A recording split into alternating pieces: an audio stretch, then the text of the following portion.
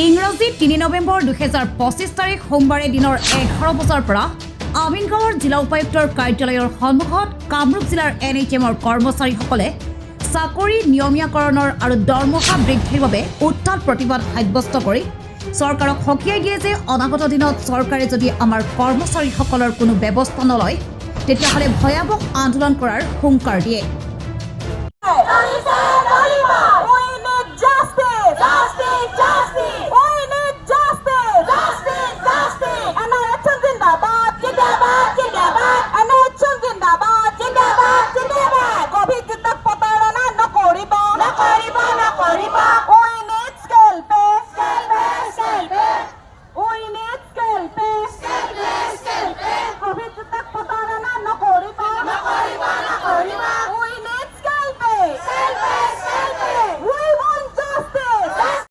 আপোনালোকে তাতকৈ হয়তো এনেকুৱা দুৰ্ভাগ্য ভুগিব লগা হোৱা নাই।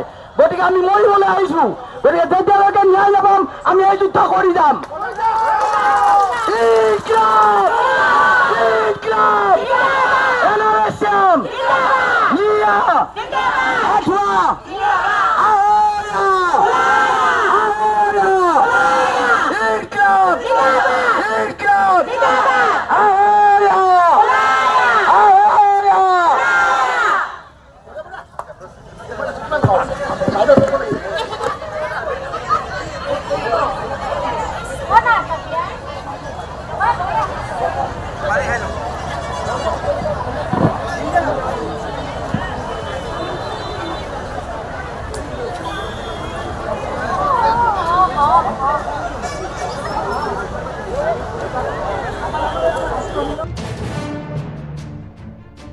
আমিনগাঁৱৰ পৰা নিপু হাছানৰ ৰিপৰ্ট, ব্ৰহ্মপুত্ৰ ভেলী নিউজ।